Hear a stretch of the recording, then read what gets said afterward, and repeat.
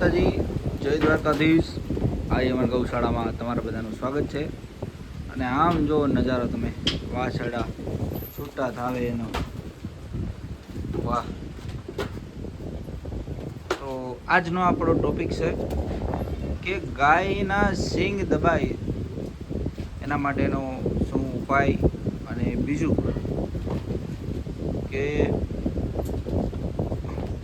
ફ્યુચરમાં એના બચ્ચામાં એ પ્રોબ્લેમ ના આવે એ માટે શું કરવું।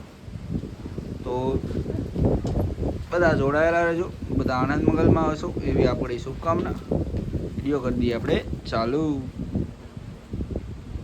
પણ પહેલાં આ બાજુ નજારો તો જોઈ લ્યો, પછી વિડીયો ચાલુ કરીને આગળ, બરાબર? જોઈ લીધો।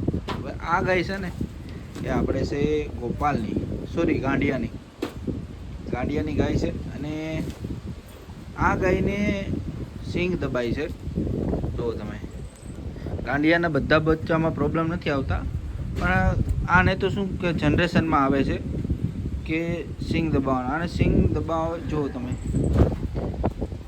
તો મેન જે ગાયના સિંગ દબાતા હોય એને તો પહેલાં તમારે વારંવાર સિંગ સાફ કરવા પડે, પ્લસ કે એને જે કપૂર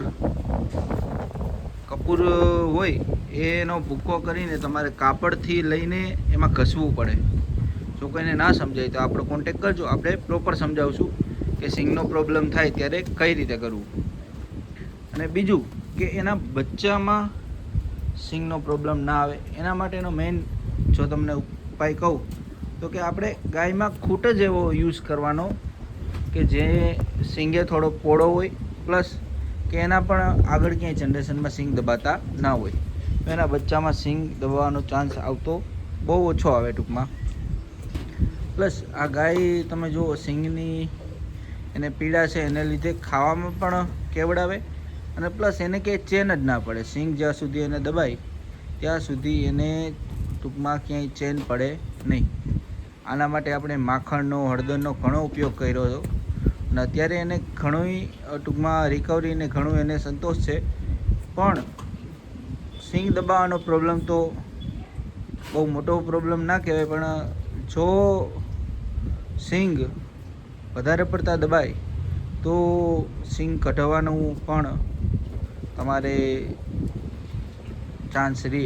એટલા માટે હું કહું કે તમે કોઈ પણ, દરેક વિડીયોમાં હું એક જ વસ્તુ કહું, તમે કોઈ પણ નંદી યુઝ કરો તો એવો યુઝ કરવાનો કે જેનાથી સિંગના પ્રોબ્લેમ તમારે ના આવે। આમાં આપણે જસદણનો બુલ યુઝ કરીને આ વાછળી લીધી છે, તો આની જનરેશન આખી બદલી જશે। પ્લસ કે આર્યના બચ્ચા આપણે છે એમાં મોસ્ટ ઓફલી કોઈ પણ બચ્ચામાં સિંગ દબાવવાના ચાન્સ નથી આવ્યા।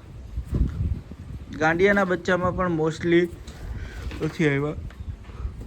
આના સિંગ દબાવવાનું કારણ કે આની માનું પણ સિંગ દબાતું હતું, એટલે આને વારસાગત આવ્યું છે।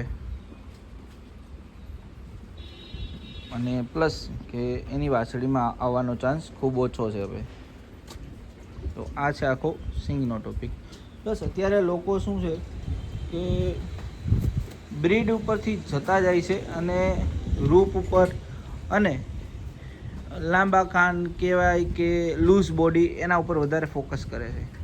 તો એના માટે મારે મેન એ કહેવું હતું કે તમે ભલે બહુ મોટા લાંબા કાન લાવો, ખૂબ રૂપ લાવો, પણ જો તમારી પાસે દૂધ નહીં હોય તો તમારી પાસે બધું જ નકામું છે। કાબરો કલર, કોઈ પણ કલર હોય, વ્હાઇટ કાબરા કલરનો ટ્રેન્ડ ચાલે છે, પણ જો દૂધ નહીં હોય તો બધી વસ્તુ નકામી છે। એટલા માટે તમે જે કાંઈ પણ ફ્યુચર યુઝ કરો તો બધા પોઈન્ટ એમાં જોઈને યુઝ કરવાના।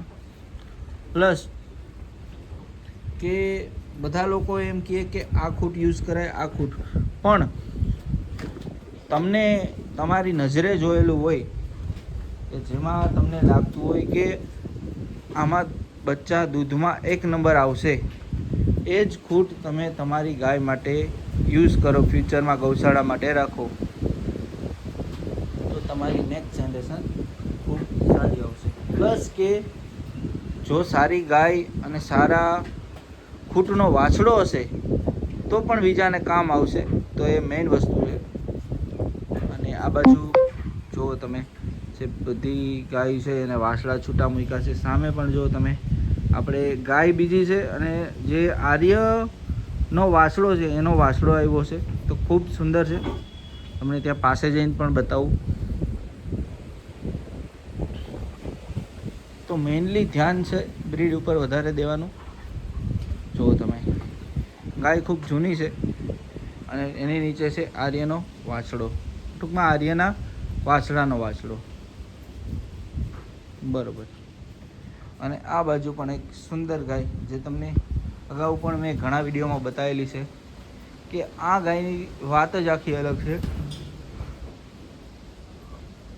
પરફેક્શનમાં પરફેક્શન. આ ગાયના સિંગ નથી દબાતા, આ ગાયનું અડાણ પણ મોટું નથી, ચારે આચરનો ગાળો ખૂબ સરસ છે. એટલે બહુ પ્લસ કે લૂઝ બોડી ક્યાંયથી નથી.